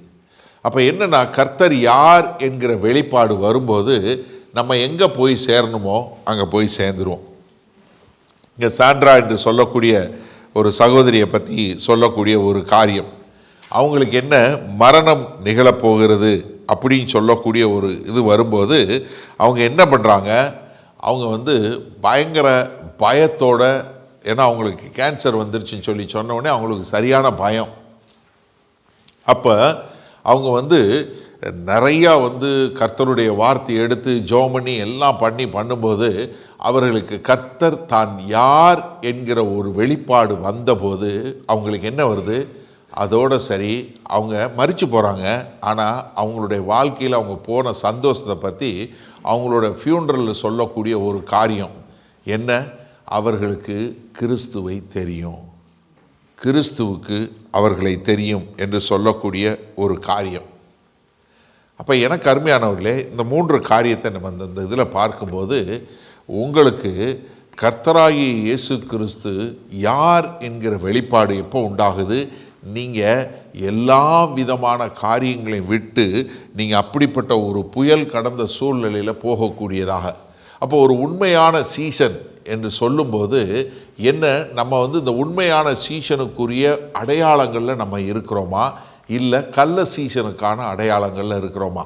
அப்படி இருந்தோன்னா நம்ம எப்படி ஒரு உண்மையுள்ள சீசனாக மாற முடியும்? ஒரு சகோதரன் ரொம்ப அவருக்கு நேவியில் போய் சேரணும்னு பெரிய ஆசை. ஏன்னா நேவலில் பார்த்தீங்கன்னா ஒயிட் அண்ட் ஒயிட் ட்ரெஸ்ஸு, அந்த கேப்பு, அந்த ஷூ எல்லாம் போட்ட உடனே அதில் ஒரு கெத்து, அவங்களுக்கு அது ஒரு பயங்கரமான ஒரு சந்தோஷமான காரியம். இந்த சகோதரனுக்கு என்ன ஆசை? அந்த யூனிஃபார்ம் மேலேயும் அதுலேயும் ரொம்ப ஆசை. நான் எப்படியாவது நான் நேவியில் போய் சேரணும்னு சொல்லி எல்லாம் சேர்ந்து நேவியில் போய் சேர்ந்துடுறான். போய் சேர்ந்த உடனே அவருக்கு ஒரே சந்தோஷம். யூனிஃபார்ம் போட்டு கேப் போட்டு எல்லாம் போட்ட உடனே அப்படி மிடுக்கா நின்ன உடனே ரொம்ப சந்தோஷம். ட்ரைனிங் எல்லாமே ரொம்ப அழகாக போகிறாரு, எல்லாம் பண்ணுறாரு. ஆனால் அவரை தூக்கி டிப்ளாய்மெண்ட்டு கொடுக்குறாங்க. கப்பலில் ஏறி ட்ரெயின் இது முடித்து கப்பலில் போகிறார். கப்பலில் ஏறி போன உடனே அங்கே கப்பல் 40 அடி 50 அடி போட்டு உளுந்து ஒரே புயலும் கடலும் கொந்தளிப்புக்குள்ளே போன உடனே இவன் மனுஷனுக்கு என்ன வந்துருச்சு? ஐயையோ, இது நமக்கு உரியது இல்லவே இல்லை, எப்படியாவது கரைக்கு போன உடனே நான் ஓடி ஒளிஞ்சிடணும் அப்படின்னு சொல்லக்கூடிய ஒரு காரியம். இன்றைக்கு நிறைய பேர் கிறிஸ்துவனாக வர்றதற்கு காரணம் இது ரொம்ப நல்லா இருக்குது, கிறிஸ்து எனக்கு எல்லாம் செஞ்சிருவார் அப்படின்னு சொல்லி வந்தால் கிறிஸ்துவுக்காக நிந்தை அனுபவிக்கிற மனுஷன் பாக்கியவான்னு சொன்ன உடனே, ஆஹா நான் நினச்சேன் இயேசு கிறிஸ்துவை போட்டுக்கிட்டா எல்லாம் சூப்பராகிருன்னு நினச்சா இங்கே கொந்தளிக்குது, அடி வாங்குது, நான் பொய் சொல்ல முடியாது, நான் உண்மையாக இருக்கணும், நான் வேறு காரியங்கள் செய்ய முடியாது, நான் நீதியாக வாழணும், கர்த்தருக்கென்று வாழணும்னு சொல்லும்போது இது பயங்கரமான சோதனையாக இருக்குது. என் குடும்பத்தில் சோதனையாக இருக்குது, என் வாழ்க்கையில் சோதனையாக இருக்குது, என் வேலையில் சோதனையாக இருக்குது, என் பிஸ்னஸில் சோதனையாக இருக்குது, என் பிள்ளையில் இதில் சோதனையாக இருக்குது, இதெல்லாம் சரிப்பட்டு வராது, நான் தூரமாக போயிடுறேன். நிறைய பேரோட எண்ணங்களில் என்ன தெரியுமா இருக்குது? இதுக்கு தானே நான் வந்தோமா, சர்ச்சுக்கு வந்தோமா, உட்காந்தோமா, பிரசங்கம் கேட்டோமா, அப்படியே போயிடுவேன். எப்படி? ஏன்னா உள்ளே கேட்டு கர்த்தர்கிட்ட வந்தாலே சோதனை வரும். நிறைய பேர் வர்றதுக்கு காரணம் என்ன? ஏன்னா இன்றைக்கி பெருவாரியான மக்கள் எதுவுமே தொந்தரவு பண்ணாத பிரசங்கத்துக்கு போகிற காரணம் என்ன? ஏன்னா வந்தால் நீங்கள் சொல்கிறது கேட்க நல்லா இருந்துச்சுன்னா நாங்கள் கேட்குறோம், இல்லையா நாங்கள் சுவிட்ச் ஆஃப் பண்ணிவிட்டு நாங்கள் பாட்டு போய்கிட்டே இருக்கிறோம். அவ்வளோதான், முடிஞ்சு போச்சு. அது இந்த கோவிட் வந்ததுலேருந்து இப்போ ஆன்லைன் பிரசங்கம் ஜாஸ்தி ஆயிடுச்சு. ஸோ அதனால் நிறைய பேர் என்ன நினைக்கிறான், வீட்டில் பெட்டில் படுத்துக்கிட்டே ஆன்லைனில் மெசேஜை கேட்டுட்டு அவன் என்ன நினைக்கிறான், சர்ச்சுக்கு போகிறேன்னு நினைக்கிறான். அதே என்ன இப்போ பெட்டில் படுத்துக்கிட்டு அது இப்போ பாதி நேரம் கேட்டுக்கிட்டு இல்லை இப்போ சமயம் பண்ணிட்டு இந்த வேலை பார்த்தாலே அவன் என்ன நினைக்கிறான், ஐயோ கிறிஸ்துவுக்காக பெரிய தியாகம் பண்ணோன்னு நினைக்கிறான். இது கொடுமை உண்மையிலே. அப்படி ஒரு நிலைமைக்கு வந்துட்டாங்க இப்போ. அதனால் என்ன ஆகுது, நான் அதனால தானே கிறிஸ்துவா சும்மா வச்சுக்கிறோம், நமக்கு ஒரு எக்ஸ்ட்ரா, ஏன்னா பரலோகம் போகணும், பாதாளம் போகக்கூடாது, பயம் இருக்குது. பாதி பேர் பயமுறுத்திட்டாங்க, நீ இயேசுவை தெரியலன்னா நீ பாதாளம் போகணும்னு சொல்லிட்டாங்க, நான் பரலோகம் போகணும், என்ன இயேசுவே வாரும், ஆனால் நான் என் வாழ்க்கையை வாழ்ந்துட்டுருக்கேன். அது கள்ள சீசனுடைய அடையாளம். ஏன்னா நீங்கள் உள்ளே வரும்போது உங்கள் வாழ்க்கையில் பயங்கரமான பிரச்சனைகள் வரதான் தெரியும். ஏன்னா இங்கே சிலர் கிறிஸ்தவனாக வருவதே என்னத்துக்கு, ஒரு ஸ்டேட்டஸுக்காக. நீங்கள் எப்படிப்பட்டவங்களாக இருக்கிறீங்க? இன்னொரு சம்பவம் நான் போட்டிருக்கேன், இது ஒரு உண்மை சம்பவம். அந்த சகோதரி இப்போ ஊழியம் பார்த்துட்ருக்குறாங்க. இந்த சகோதரி ஒரு பாஸ்டரோட பொண்ணு. அவங்க ரொம்ப சந்தோஷமாக சின்ன வயசுலேருந்தே எல்லாம், ஏன்னா பாஸ்டரோட பிள்ளைங்கிறதுனால ரொம்ப சந்தோஷமாக எல்லோரும் அன்பாக எல்லாம் வழி நடத்துறதுனால அவங்க ரொம்ப சந்தோஷமாக இருந்தாங்க. ஆனால் காலேஜுக்கு போன உடனே ஒரே பிரச்சனை, அங்கே இருந்த சூழ்நிலையை பார்த்து அவங்க எல்லாம் மாறிடுறாங்க. அதற்கு பின்பாக அவங்க வாழ்க்கையில் அது ஒரு பெரிய புயலாக வந்துடுது.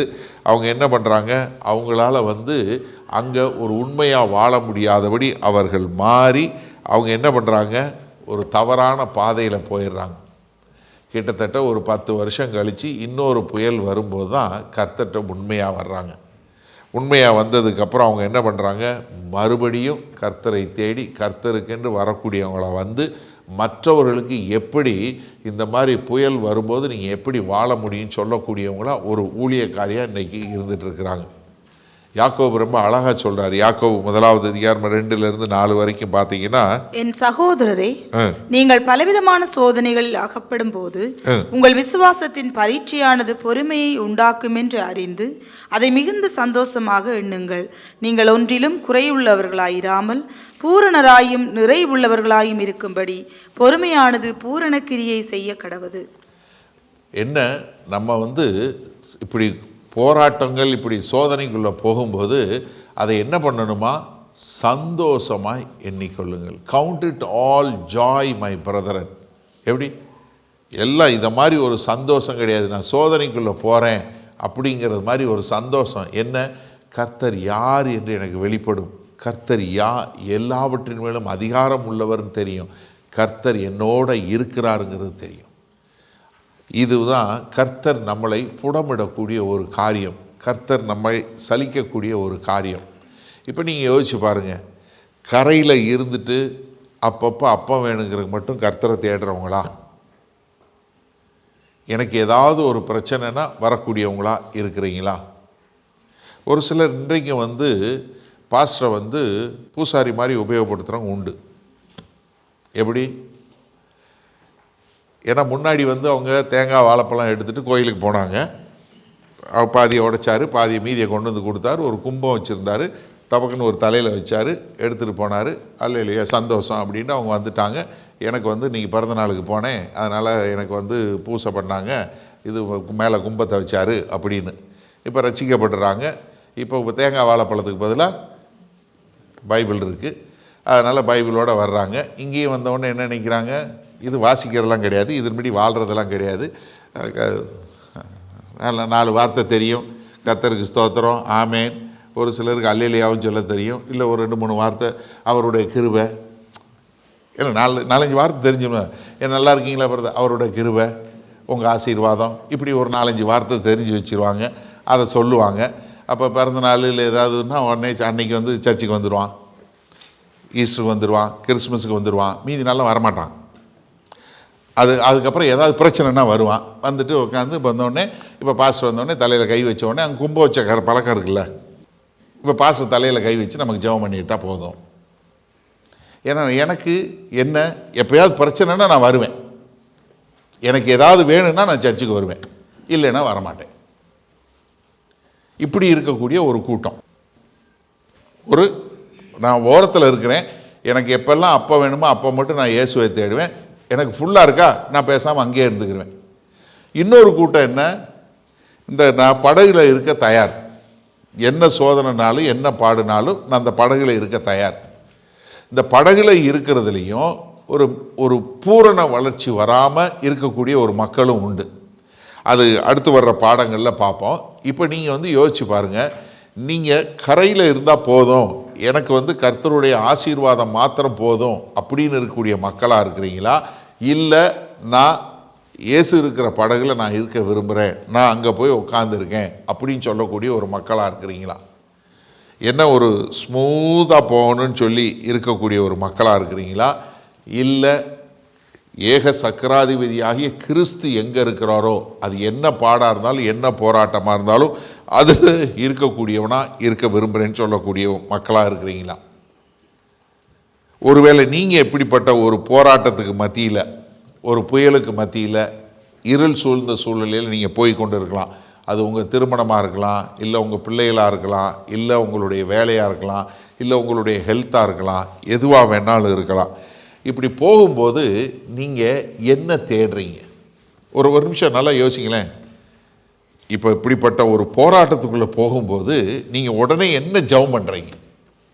ஆண்டவரே எனக்கு எல்லாத்தையும் சரியாக்கிறீங்கன்னு சொல்லி சொல்கிறீங்களா? இல்லை ஆண்டவரே இதன் வழியாய் நான் எப்படி கடந்து வந்து உம்மை யார் என்று அறிந்து கொள்வதற்கு எனக்கு உதவி செய்யுங்கன்னு சொல்லி கேட்குறீங்களா? நான் உம்மை அறிந்து கொள்ள வேண்டும் என்று கேட்கக்கூடிய ஒரு மக்களாக இருக்கிறீங்களா? ஆண்டவரே என்னுடைய ஆவிக்குரிய கண்களை திறங்க, நான் எதற்காக இந்த போராட்டத்தில் போகிறேங்கிறத புரிந்து கொள்ளக்கூடிய ஒரு ஞானத்தை கொடுங்க. அதன் மூலமாய் நான் எப்படி உம்மை அறிந்து கொள்ள முடியும்? இந்த நான் தான் என்று சொல்லக்கூடிய ஐ ஆம் த கிரேட் ஐ ஆம்னு சொன்ன அந்த கர்த்தரை நான் அறிந்து கொள்ளக்கூடியதாய், அவரை காணக்கூடிய ஒரு கண்கள் எனக்கு உண்டாகட்டும் அப்படின்னு சொல்லக்கூடிய ஒரு காரியத்தை கேட்கும்போது அப்போ உங்களுக்கு தேவனுடைய சத்தம் கேட்கும், என்ன? பயப்படாதே, நான் தான். இப்போ எனக்கு அருமையானவர்களே, இந்த நாளில் நீங்கள் எப்படிப்பட்ட மக்களாக வாழ விரும்புகிறீங்க? கரையில் இருக்க விரும்புகிறீங்களா? கர்த்தரோடு இருக்க விரும்புகிறீங்களா? ஆசீர்வாதத்தோடு இருக்க விரும்புகிறீங்களா? ஆசீர்வதிக்கிறவரோடு இருக்க விரும்புகிறீங்களா? சிந்திச்சு பாருங்கள் ஒரு நிமிஷம். ஏன்னா இன்றைக்கு அநேக தங்களை கிறிஸ்தவர் என்று அழைக்கிறவர்கள் இன்னும் கரையில் உட்கார்ந்துருக்கிறாங்க. ஆனால் நீங்கள் எப்படி? இப்போ உங்கள் வாழ்க்கையில் ஒரு போராட்டம் வருது, இல்லை உங்கள் வாழ்க்கையில் ஒரு பெரிய புயல் அடிக்குதுங்கும் போது நீங்கள் எப்படிப்பட்ட மக்களாக வாழ்கிறீங்க? இன்றைக்கி அருமையான பாடல் பாடினீங்க. இன்பமோ துன்பமோ வியாகுலமோ துக்கமோ வறுமையோ செல்வமோ சுகமோ சுகவீனமோ எதுவாக இருந்தாலும் உம்மை பின்தொடர்வேன்னு சொல்லி பாடணுமே, அது ராகமாக இருந்ததுங்கிறதுக்காக பாடணுமா? ஒரு நிமிஷம் சிந்திச்சு பாருங்கள். என்ன ஆனாலும் சரி ஆண்டவரே, என் வாழ்க்கையில் என்ன நிந்தை வந்தாலும் சரி, என்ன போராட்டம் வந்தாலும் சரி, எது வந்தாலும் அதற்கான நோக்கத்தை நான் அறிந்து கொள்ளக்கூடிய ஒரு மனக்கண்களை எனக்கு கொடுங்க ஆண்டவரே. உம்மை யார் என்று அறிந்து கொள்ளக்கூடிய ஒரு கிருபை எனக்கு உண்டாகட்டும் ஆண்டவரே. என்னுடைய மனக்கண்களை திறங்கன்னு சொல்லி ஜெபிக்கக்கூடிய மக்களாக இருப்போமா? கர்த்தராகிய இயேசு கிறிஸ்து தான் யார் என்று காட்டிக்கொள்ள விரும்புகிறார். எனக்கு அருமையான சகோதரனே சகோதரியே, இந்த நாளில் நீங்கள் உங்களை சிந்திச்சு பாருங்கள். உங்களுடைய போராட்டம், ஒருவேளை நீங்கள் ஏதோ ஒரு காரியத்துக்காக அநேக நாட்கள் ஜெபித்து கொண்டு இருக்கிறீங்க, இன்னும் பதில் வரல. இல்லை நீங்கள் ஜெபிக்கிற ஜெபத்துக்கு எதிர்மறையான பதில் வந்து கொண்டு இருக்கிறது. அப்படின்னா நீங்கள் இன்னும் கர்த்தரை பிடித்து கொண்டு இருக்கிறீங்களா? கர்த்தரை பின்பற்றுறீங்களா? இந்த போராட்டத்தின் மத்தியில் கர்த்தர் யார் என்கிறது எனக்கு வெளிப்படட்டும்னு சொல்லி ஜெபிக்கக்கூடிய ஒரு காரியத்தில் இருக்கிறீங்களா? நம்ம கர்த்தராகிய இயேசு கிறிஸ்துவனுடைய அந்த சரீரத்தையும் இரத்தத்தையும் பானம் பண்ண போகிறோம். இந்த திருவிருந்தில் கலந்து கொள்ள போகும்போது நீங்கள் ஒரு நிமிஷம் யோசிங்க. இயேசு என்னுடைய வாழ்க்கையில் இருக்கணும். இயேசு இருக்கிற அந்த படகுல தான் நான் இருக்க விரும்புகிறேன். என்னுடைய வாழ்க்கை படகுல கர்த்தராகிய இயேசு கிறிஸ்து இருக்க வேண்டும். அதனால் நான் என்னை ஒப்பு கொடுக்குறேன்னு சொல்லி ஒப்பு கொடுத்தவங்களாக நம்ம வாழ்வோமா? ஒரு நிமிஷம் கண்களை மூடி நம்மளை சுயசோதனை பண்ணுவோம். இன்றைக்கு நம்மளுடைய வாழ்க்கையில் ஒருவேளை எந்த விதமான புயலின் மத்தியில் போனாலும் சரி, எந்த போராட்டத்தின் மத்தியில் போனாலும் சரி, ஆண்டவரே நான் உம்மை அறிந்து கொள்ள வேண்டும், உம்முடைய காரியம் எனக்கு தெரிய வேண்டும் ஆண்டவரே, நான் உமக்கென்று வாழ்வதற்கு என்னை ஒப்பு கொடுத்திருக்கிறேன். அதனால எந்த நிந்தை வந்தாலும் என்ன போராட்டம் வந்தாலும் ஆண்டவரே உம்மை இறுக பற்றி கொண்டு உமக்கென்று வாழ என்னை அர்ப்பணிக்கிறேன் என்று சொல்லக்கூடிய ஒரு காரியத்தில் வாழ்வதற்கு நம்ம கர்த்தர்கிட்ட நம்மளை ஒப்பு கொடுப்போமா? நான் கரையில் இருக்க விரும்பல ஆண்டவரே. நான் என்ன போராட்டம் வந்தாலும் சரி, என்ன நிந்தை வந்தாலும் சரி, என்னுடைய வாழ்க்கையில், என்னுடைய ஊழியத்தில், என்னுடைய குடும்பத்தில், என்னுடைய பொருளாதாரத்தில், எதில் இருந்தாலும் சரி ஆண்டவரே என்னுடைய மனக்கண்கள் திறக்கப்படட்டும் ஆண்டவரே. நான் உமக்கென்று வாழக்கூடியவனாய் வாழ விரும்புகிறேன் என்று சொல்லக்கூடிய ஒரு காரியத்தில் நம்மளை ஒப்பு கொடுப்போமா? மகா கிருபையும் இரக்கம் நிறைந்த எங்கள் அன்பின் தகப்பனே, கரையில் இருக்கிறது சேஃப் ஆண்டவரே. ஆனால் நாங்கள் கரையில் சேஃபாக இருக்க விரும்பல ஆண்டவரே. கர்த்தர் இருக்கிற இடம்தான் எங்களுக்கு அரணான பாதுகாப்பு என்பதை உணர்ந்தவர்களாய் ஆண்டவரே, மனக்கண்கள் திறக்கப்பட்டவர்களாய் உம்மோடு எப்போதும் வாழ எங்களை அர்ப்பணிக்கிறோம். மீட்பெரும் இரட்சகருமாகிய இயேசு கிறிஸ்துவின் மூலம் பிதாவே.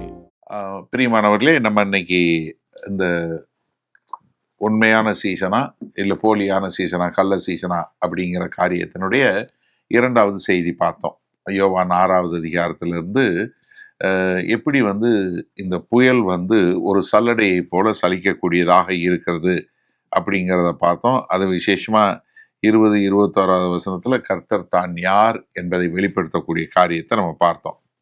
இப்போ நம்ம இந்த ஒர்க் புக்கு நீங்கள் பக்கம் 48வது பக்கம் எடுத்துக்கிட்டிங்கன்னா அதில் நீங்கள் பார்க்க முடியும். இப்போ இதில் வந்து நான் மறுபடியும் சொல்கிறேன், இதில் வந்து சரியான பதில் எழுதுவதில்லை. நீங்கள் உங்களுடைய இருதயத்தில் என்ன இருக்குன்னு சொல்லி ஒரு நேர்மையான பதில் எழுதும்படி உங்களை நான் கேட்டுக்கொள்கிறேன். பரிசுத்த ஆவியானவர் உங்கள் இருதயத்தை சோதித்து பார்த்து நீங்கள் வந்து இந்த வாழ்க்கையில் என்ன நிலைமையில் இருக்கிறீங்கன்னு புரிஞ்சு கொள்வதற்கு கர்த்தர் கிருபை பாராட்டுவாராக. முதல்ல நீங்கள் வந்து இப்போ எந்த மாதிரியான ஒரு புயலில் நீங்கள் இருக்கிறீங்க அப்படின்னு சொல்லக்கூடிய ஒரு காரியத்தை நம்ம அடையாளம் காப்போம். அதாவது நீங்கள் வந்து என்ன புயல் அப்படின்னு சொல்லி சொல்வதற்கு முன்பாக நீங்கள் வந்து உங்கள் வாழ்க்கையில் இப்போ என்ன மாதிரியான ஒரு கடினமான சூழ்நிலையில் போய் கொண்டிருக்கீங்க. ஒரு வேலையில் பொருளாதாரமாக இருக்கலாம், இல்லை உடல் சம்பந்தமான நோய்களாக இருக்கலாம், இல்லை உங்களுடைய வேலையாக இருக்கலாம், இல்லை ஆவிக்குரிய காரியமாக இருக்கலாம், இல்லை எமோஷனலாக இருக்கலாம். அப்போ நீங்கள் வந்து இப்போ நீங்கள் வந்து என்ன போயிட்டுருக்கீங்கன்னு நீங்கள் அதாவது புயல்னால் வரக்கூடிய பதில் என்ன அப்படிங்கிறத காட்டிலும் என்ன புயலுங்கிறத முதல்ல எழுதுங்க. சரியா? ஸ்பெசிஃபிக்காக நீங்கள் எழுதுங்க. என்னுடைய வாழ்க்கையில் இப்போ நான் வந்து என் வேலை சம்மந்தமாக பிரச்சனையில் போயிட்டுருக்கேன், இல்லை என்னுடைய ஹெல்த் சம்மந்தமாக போயிட்டுருக்கேன், இல்லை என்னுடைய பொருளாதாரம், இல்லை எமோஷனல் அப்படிங்கிறத நீங்கள் இதில் எழுதுங்க. எழுதிட்டு ரெண்டாவது வந்து இந்த ரெண்டாவது கேள்விக்கு வந்து இந்த பிரச்சனைக்கு காரணம் நீங்கள் கர்த்தருடைய வார்த்தைக்கு கீழ்ப்படிந்து போனதுனாலயா, இல்லை நீங்கள் செய்த தவறான முடிவுகள்னால? ரெண்டும் வரும். அதாவது வாழ்க்கையில் வரக்கூடிய புயல் அடிக்கிறது வந்து நீங்கள் தப்பான முடிவெடுத்து தவறான காரியங்களை செய்வதனாலே வரும், கர்த்தருக்கு கீழ்ப்படிவதனாலே வரும். இது கர்த்தருக்கு கீழ்ப்படிஞ்சதுனாலயா, இல்லை நீங்கள் எடுத்த தவறான முடிவா? இதை நீங்கள் எப்படி வந்து உங்கள் வாழ்க்கையிலே இதை ப்ராசஸ் பண்ணுறீங்க அப்படின்னு சொல்லக்கூடியதான். மூன்றாவதான கேள்வியில் பார்க்கும்போது இந்த புயலில் போகும்போது இந்த சீஷர்கள் என்ன பார்க்க முடியல, அவங்க வந்து இயேசு கிறிஸ்துவை காண முடியல. இப்போ உங்களுடைய காரியத்தில் போகும்போது நீங்கள் வந்து கர்த்தரை காண முடியல, கர்த்தரோட சத்தம் கேட்குது, இல்லை நான் வந்து வித்தியாசமாக உணர்றேன் அப்படின்னு சொல்லக்கூடிய நீங்கள் என்ன ஃபீல் பண்ணுறீங்க, உங்கள் இருதயத்தில் நீங்கள் என்ன, உங்களுடைய சிந்தை என்னவா இருக்குது அப்படிங்கிறத நீங்கள் இதில் எழுதுங்க.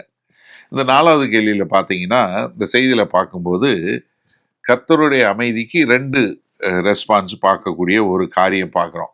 ஒன்று வந்து முதலாவது இந்த 3 சாய்ஸ் சொன்னேன் இல்லையா, முதலாவது என்னன்னா உங்களால் வந்து தேவனுடைய பிரசன்னத்தை உணராத போதும் நீங்கள் தொடர்ந்து கீழ்ப்படிந்து கொண்டே இருக்கிறீங்களா, விசுவாசத்தில் போகிறீங்களா? ரெண்டாவது என்ன, இல்லை எனக்கு வந்து இது ஒன்றுமே புரியலை, அதனால கர்த்தர் என் ஜெபத்தை கேட்கலன்னு சொல்லி நான் நிறுத்திட்டேன்னு சொல்லி நிறுத்திட்டீங்களா? இல்லை ரெண்டுக்கும் இடைப்பட்டதாக இருக்கிறீங்களா? ஒரு சில நேரத்தில் எனக்கு கர்த்தருடைய பிரசன்னம் உணரல, ஆனால் நாங்கள் ஒரு சில நேரம் கீழ்ப்படினா ஒரு சில நேரம் கீழ்ப்படியில. முதல்ல இதை வந்து நீங்கள் வந்து புரிந்து கொண்டு நீங்கள் என்னன்னு டிக் பண்ணுங்க. அதுக்கப்புறம் நீங்கள் வந்து ஒருவேளை நீங்கள் தொடர்ந்து கீழ்ப்படிந்து உங்கள் வாழ்க்கையை ஓட்டிகிட்டு இருக்கீங்கன்னா அதுக்கான காரணம் என்ன, இல்லை நீங்கள் நிறுத்திட்டீங்கன்னா ஏன் நீங்கள் நிறுத்துனீங்க, இதை எழுதுங்க. சரியா? அடுத்து 2வது செக்ஷனுக்கு வரும்போது இந்த சீஷர்கள் வந்து இந்த புயலுக்குள்ளே போகக்கூடிய ஒரு காரியத்தை பார்க்குறோம். இதில் வந்து 3 விதமான மக்கள்ங்கிறது அந்த செய்தியை சொல்லி கொடுத்தேன். இந்த செய்தி கேட்டுக்கும்போது உங்களுக்கு தெரிஞ்சிருக்கும். ஒருத்தர் வந்து என்ன, கரையில் இருக்கவங்க, இன்னொருத்தவங்க படகுல இருக்கவங்க, இன்னொருத்தவங்க தண்ணியில் நடக்கிறவங்க. 3 விதமான மக்களை குறித்து பார்த்தோம். இதில் நீங்கள் எப்படிப்பட்டவங்க, இந்த 3ல் நீங்கள் யாருன்னு யோசிங்க, நீங்கள் எழுதுங்க. அடுத்த 6வது கேள்விக்கு வரும்போது இப்போ உங்களோட வாழ்க்கையில் கடைசியாக நீங்கள் போன ஒரு பெரிய புயலான காரியம் என்ன, இது வந்து உங்களை இயேசு கிறிஸ்துக்கிட்ட கொண்டு போய் சேர்த்ததா, இல்லை அவரோட தூரமாக கொண்டு போய் சேர்த்ததா? இதன் மூலமாக உங்களுடைய விசுவாசம் என்ன ஆச்சு, அது எப்படி உங்களுக்கு வந்து வெளிப்பட்டது, அதை எழுதுங்க. அடுத்து 7வது கேள்விக்கு வரும்போது பேதுரு வந்து படகை விட்டு வெளியே அலையிலையும் காற்றுலையும் நடந்து போனார். போனதுக்கு காரணம் அது கடல் அமைதலானதுனால, காற்று அமர்ந்ததுனால அல்ல. ஏன்னா அவர் இயேசு கிறிஸ்துவை பார்த்ததுனால போனார். இப்போ உங்க வாழ்க்கையில படவை விட்டு இறங்கி போகக்கூடிய ஒரு காரியம் என்ன இருக்கு? நீங்க ஸ்டெப் அவுட் ஆஃப் த போட்னு சொல்றோம் இல்லையா?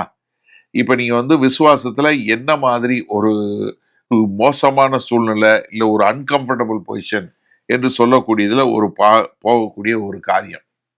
8வது கேள்விக்கு வரும்போது, பேதுரு கிறிஸ்துவ காண்ற வரைக்கும் நடந்தார். ஆனா எப்ப சந்தர்ப்ப சூழ்நிலையை பார்த்தாரோ அப்பவே அவர் மூழ்க ஆரம்பிச்சாரு. இப்ப நீங்க கிறிஸ்துவ பார்த்து போறீங்களா, இல்ல உங்களுடைய சந்தர்ப்ப சூழ்நிலையை பார்த்து போகக்கூடிய ஒரு மக்களா இருக்கீங்களா? அது என்ன? எழுதுங்க. சரியா? அடுத்து 3வது செக்ஷனுக்கு வரும்போது, கரையில இருக்கிற மக்களும் படகுல இருக்கக்கூடிய மக்களும். கரையில ரொம்ப சந்தோஷமா இருக்கிறாங்க. ஆனா இங்க படகுல இருக்கிறவங்க இங்க ஒரு பயமான சூழ்நிலையில இருக்கிறாங்க. இப்ப நீங்க யோசிங்க, உங்க வாழ்க்கையில நான் இந்த மாதிரி பிரச்சனைகளே போக வேணாம், நான் பேசாம அமைதியா எந்த பிரச்சனையும் இல்லாம கம்ஃபர்டபுளா இருந்துக்கிறேன்னு சொல்லி முடிவெடுத்து இருந்தது எப்ப? நீங்க நல்லா யோசிச்சு பாருங்க. இல்ல நீங்க கர்த்தருடைய வார்த்தைக்கு கீழ்ப்படியாம, இது கீழ்ப்படிஞ்சா ரொம்ப கஷ்டம், அதனால நம்ம இது என்னால இவ்வளவு பெரிய விலைக்கரையை செலுத்த முடியாது, என்னால இவ்வளவு பாடு அனுபவிக்க முடியாது அப்படின்னு சொல்லக்கூடிய ஒரு காரியம். இது ஒருவேளை கர்த்தர் உங்களை அழைச்சு ஒரு காரியம் செய்ய சொல்லி, இல்ல நீங்க உங்களை யாருக்கிட்டையாவது பேச சொன்னாரு, இல்ல நீங்க உங்களுக்கு ஏதாவது கொடுக்க சொன்னாரு, இப்படிப்பட்ட காரியம் வரும்போது நீங்க அதை செயல்படுத்தாம தள்ளி போட்ட காரியம் என்ன? 10வது கேள்வியில பார்க்கும்போது, நான் இந்த கதை சொன்னேன். ஒருத்தர் நேவி யூனிஃபார்ம் ரொம்ப பிடிச்சது, அதனால நேவி யூனிஃபார்ம் போடுறதுக்காக போய் நேவியில சேர்ந்தாரு அப்படின்னு சொல்லக்கூடியதா. அதே மாதிரி நீங்க எனக்கு சீசனுங்கிற ஒரு யூனிஃபார்ம் பிடிக்குது, அதனால நான் அந்த சீசனுங்கிற யூனிஃபார்ம் போட்டிருக்கேன் அப்படின்னு சொல்லக்கூடிய ஒரு மக்களா இருக்கிறீங்களா? ஏன்னா நீங்க பார்க்கும்போது 11வது கேள்வி பார்க்கும்போது சொன்னேன், சக்சஸ் கர்த்தருடைய கண்களுக்கு முன்பாக எதிர்ப்பு இல்லாம இருக்கிறது இல்ல, அந்த எதிர்ப்புக்கு மத்தியில நீங்க தொடர்ந்து முயற்சி செய்து கர்த்தரோட விசுவாசத்தோடு நடக்கிறதுன்னு சொல்லக்கூடியதா. இப்ப நீங்க போன உங்க வாழ்க்கையில் நடந்த கடந்த ஒரு புயல், கடந்த ஒரு சோதனை, கடந்த காலத்துல நடந்த ஒரு காரியத்துல நீங்க இதை எப்படி கையாண்டீங்க? ஏன்னா கர்த்தர் என்னை கைவிட்டுட்டார் போல தோணுச்சு, நான் அப்போ கீழ்ப்படிந்தேன், இல்லை கீழ்ப்படியல அப்படின்னா அதுக்கான காரணம் என்ன? சரி, இப்ப 4வது செக்ஷனுக்கு வந்துருங்க. 4வது செக்ஷனுக்கு வரும்போது இங்க பார்க்குறோம், நான் எங்க போறது? ஏன்னா கர்த்தர் 3ஆம் ஜாமம் என்று சொல்லக்கூடிய அதிகாலை 3 மணிக்கு தான் வர்றாரு. அப்போ கம்ப்ளீட்டா ஒண்ணுமே இல்லை, என்கிட்ட சக்தியே இல்லை, என்கிட்ட எதுவுமே இல்லைன்னு சொல்லி அப்படியே போகக்கூடிய ஒரு நிலைமைக்கு வந்ததுக்கு அப்புறம் கர்த்தர் வரக்கூடிய ஒரு காரியத்தை பார்க்கிறோம். இப்ப நீங்க யோசிச்சு பாருங்க, நீங்க ஒரு நல்ல ஒரு பொசிஷன்ல ஒரு கம்ஃபர்டபுளா இருக்கும்போது நீங்க கர்த்தரை தெரிஞ்சு கொண்டீங்களா, இல்லை எதுவுமே இல்லாத போது கர்த்தரை தெரிஞ்சு கொண்டவங்களா இருக்கிறீங்களா? அப்போஸ்தலனாகிய பவுல் 13வது கேள்வியில போடும்போது என்ன சொல்றாரு? என்னுடைய பலவீனத்துல அவருடைய பலம் பூரணப்படும் அப்படின்னு சொல்லக்கூடியதா. நீங்க எப்ப உங்களுடைய சொந்த பலத்துல நீங்க முயற்சி பண்ணி அந்த பலத்துல பண்ண முடியாம ஒரு பலவீனம் கர்த்தரை தெரிஞ்சு கொண்டு கர்த்தர் சொல்றதை கேட்டு நீங்க அப்ப கர்த்தரை தெரிஞ்சு கொள்ளக்கூடியதா. நீங்க தயவு செய்து ஸ்பெசிஃபிக்கா எந்த காலகட்டத்துல எப்ப நடந்து உங்களால கையாள முடியாத அளவுக்கு வந்த காலம் என்ன அப்படின்னு சொல்லக்கூடிய காரியம். இப்ப 52வது பக்கத்துக்கு வந்துட்டீங்கன்னா 14வது கேள்வி வரக்கூடிய ஒரு காரியத்தை பார்க்கிறோம். இப்ப நீங்க எங்களுக்கு இந்த மாதிரி ஒரு நிலைமையே வரல, நான் இன்னும் கரை சேரலனே, நான் இன்னும் அப்படிப்பட்ட ஒரு காரியத்துல தான் இருக்கேன், நீங்க சொன்ன மாதிரி எனக்கு 3ஆம் ஜாமமே இன்னும் வரல, இப்ப நான் கர்த்தரை பிரிச்சு கொள்வதற்கு, கர்த்தரை பிடித்து கொண்டு வாழ்வதற்கு எது எனக்கு தடையா இருக்கு, எது எனக்கு மிகப்பெரிய சவாலாக இருக்கிறது? 15வது கேள்வி பாருங்க. இப்ப இந்த 4ஆம் ஜாமம் என்று சொல்லக்கூடிய இந்த 4ஆம் ஜாமத்துல வரும்போது இந்த இதுல இப்போ நீங்கள் வந்து கடந்த ஒரு 5 வருஷமாக இதை செஞ்சிட்டீங்க. ஆனால் உங்களுக்கு இன்னும் உங்களுடைய எண்ணங்களில் இப்படிப்பட்ட ஒரு விடுதலை வந்த மாதிரியே, ஒரு பிரேக் த்ரூ வந்த மாதிரியே இல்லை. ஆனால் நீங்கள் தொடர்ந்து கர்த்தரை இன்னமும் விசுவாசிக்கக்கூடிய மக்களாக இருப்பீங்களா? ஆனஸ்டாக உங்களை நீங்களே கேளுங்க. ஏன்னா நீங்கள் வந்து ஒரு சில நேரத்தில் ஆமாமா அப்படின்னு எழுத முடியும். அது இல்லை. நீங்கள் உங்களுக்குள்ள சோதிச்சு பாருங்க. அதே மாதிரி தேவன் உங்களுக்கு வந்து நீங்கள் எதுக்காக இப்படிப்பட்ட ஒரு போராட்டத்தில் போவீங்க அப்படின்னு சொல்லாத போதும் உங்களுக்குள்ள தேவனுடைய சமாதானத்தை காணக்கூடிய ஒரு மக்களாக இருக்கிறீங்களா? ஏன்னா இப்போ வந்து அடுத்த கேள்வி பார்க்கும்போது, இந்த புயல் உங்கள் வாழ்க்கையில் நடக்கூடிய ஒரு காரியம் உங்களை கர்த்தர்கிட்ட கொண்டு போய் சேர்க்கக்கூடியதா இருக்குதா? இல்லை நீங்க அதை எப்படி ஃபீல் பண்றீங்க? கடைசியா 5வது செக்ஷன். இந்த 5வது செக்ஷனுக்கு வரும்போது நம்ம என்ன பார்க்கிறோம்? எப்படி வந்து கர்த்தர் நான் யாருங்கிற வெளிப்படுத்தக்கூடிய ஒரு காரியம். நான் சொன்ன மாதிரி ஈகோ ஏமி அப்படின்னு சொல்லக்கூடிய நான் தான் அப்படின்னு சொல்லக்கூடிய ஒரு காரியம். இப்போ வந்து கர்த்தர் வந்து உங்களை எந்த புயல்ல எந்த போராட்டத்துக்கு மத்தியில வைத்திருக்கிறாரோ அங்க நீங்க அவரை முழுமையா நம்பி வாழக்கூடிய மக்களா இருக்கிறீங்களா? இல்லை எது வந்து எந்த விதமான ஒரு போராட்டம் உங்களுடைய விசுவாசத்தை உங்களை வெளிப்படுத்தக்கூடியதா இருந்தது? ஏன்னா அங்க வந்து சீஷர்கள் வந்து கர்த்தரை ரொம்ப சந்தோஷமா ஏற்றுக்கொண்டாங்க. அவரை ஏற்றுக்கொண்ட உடனே அவங்க எங்க போய் சேரணுமோ அங்க போய் சேரக்கூடிய காரியம். இப்ப உங்களுடைய ஒரு போராட்டமான ஒரு வாழ்க்கையில் நீங்க போய் கொண்டு இருக்க அந்த கஷ்டத்துல நீங்க தெரிஞ்சு கொள்ள வேண்டியது என்ன? இயேசு கிறிஸ்து உங்களோட அழைக்க வேண்டியது, அவர் இது பண்ண வேண்டியது. ஆண்டவரே, என்னுடைய பிரச்சனை, என்னுடைய காரியங்கள்ல நீங்க இருக்கும்படியா நான் உங்களை கேட்டுக்கொள்கிறேன் அப்படின்னு சொல்லக்கூடியது. 18வது என்ன கேள்வி என்ன? கடைசியா கேட்ட கேள்வி, இந்த மெசேஜ்ல கேட்ட கேள்வி, நீங்க வந்து ஒரு ஸ்மூத் குருசா இருக்கணுமா, இல்ல ஏக சக்கராதிபதியினுடைய கிறிஸ்துவுக்கு ஆளுகை கீழே வரணுமா? இப்ப நீங்க எல்லாத்தையும் சோதிச்சு பார்த்து நீங்க ஒரு நிமிஷம் யோசிங்க. நான் வந்து கிறிஸ்துவுக்கு கீழ்ப்படிந்து அவருக்கு கீழே வாழக்கூடியவனா இருக்கிறேன்னா, இல்லை எனக்கு கம்ஃபர்டபுளா இருக்கணும்னு நினைக்கக்கூடியவனா இருக்கிறீங்களா? கடைசி கேள்வி. இப்போ வந்து ஒரு காரியம் இந்த இன்னைக்கு செய்தியிலிருந்து கர்த்தர் உங்ககிட்ட தெளிவா சொல்லக்கூடிய ஒரு காரியம் என்ன? தெளிவா சொல்லக்கூடிய காரியம், நீங்க போய் கொண்டிருக்கிற போராட்டத்துல கர்த்தர் தெளிவா சொல்லக்கூடிய காரியம் என்ன? கடைசியா நான் ஒரு 4-5 லைன் கொடுத்துருக்கேன். ஏன்னா இன்னைக்கு நீங்க வந்து கர்த்தர்ட்ட என்ன சொல்ல போறீங்க? ஏன்னா உங்களுடைய வாழ்க்கையில இருக்கக்கூடிய போராட்டத்துல நீங்க எப்படி அதற்கான பதிலை கொடுக்க போறீங்க? நீங்க எப்படி ஏன்னா ஒருவேளை நீங்க போராட்டத்துக்குள்ள போயிருப்பீங்க, இல்ல போராட்டத்துக்குள்ள இருப்பீங்க, இல்ல அடுத்த போராட்டத்துக்குள்ள வருவீங்க. இதுதான் நம்ம வாழ்க்கையில. ஏன்னா ஒவ்வொரு முறையும் ஒவ்வொரு புயல் வரும்போதும் நம்ம கர்த்தர்ட்ட இருந்து ஒரு பாடத்தை கற்றுக்கொள்கிறோம், அடுத்த நிலைக்கு செல்லக்கூடியதா. நீங்க கேட்கலாம், அண்ணே இது எப்ப நிக்கும்னு. சாகுற வரைக்கும் இருக்கும். ஏன்னா நம்ம வந்து மகிமையின் மேல் மகிமை, பரிசுத்தத்தின் மேல் பரிசுத்தம், இது நடந்து கொண்டே இருக்கணும். அப்ப நம்ம என்ன, கர்த்தருக்குள்ள இன்னும் பலப்பட நீங்க என்ன ஜெபிக்க போறீங்க? அதை எழுதி ஜெபிங்க. இதை உண்மையா உங்க இருதயத்தினுடைய நேர்மையிலிருந்து செய்யுங்க. அப்பொழுது கர்த்தர் உங்களுக்கு இதை அழகா வெளிப்படுத்தி கொடுப்பாரு. அப்போ உங்க விசுவாசம் இன்னும் பலப்படக்கூடியதாய், கர்த்தரை முழுமையாய் நம்பக்கூடியதாய் இருக்கும். செய்வோமா? வல்ல பிதாவே, இந்த அருமையான நல்ல நாளுக்காய் நன்றி. இந்த செய்தியை கேட்டு ஆண்டவரே, இந்த ஒர்க் புக்ல எழுதுறவங்க ஒரு உண்மையான பதிலை எழுதி தங்களை தெரிந்து கொண்டு உமக்கென்று வாழ எங்கள் தேவன் கிருபை பாராட்ட வேண்டுமாய் இயேசு கிறிஸ்துவின் மூலம் ஜெபிக்கிறோம் வல்ல பிதாவே, ஆமென். உங்களில் யாருக்காவது ஜெப தேவைகள் இருக்குமானால் நீங்கள் உங்களுடைய வீடுகளில் உங்கள் கதவை பூட்டி நீங்கள் ஆண்டவரை நோக்கி ஜெபம் பண்ணுங்க.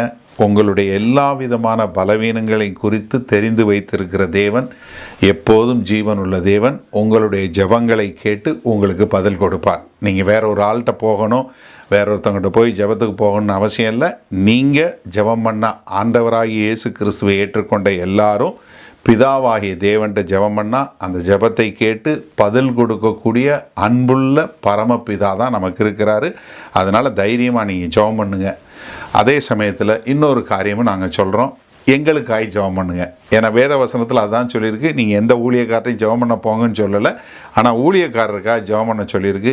நாங்கள் தைரியமாக தேவனுடைய வார்த்தை இன்னும் அதிகமாய் பிரசங்கிக்க எங்களுக்காய் நீங்கள் ஜெபிக்கும்படி கேண்டிக் கொள்கிறேன். ஆமேன்.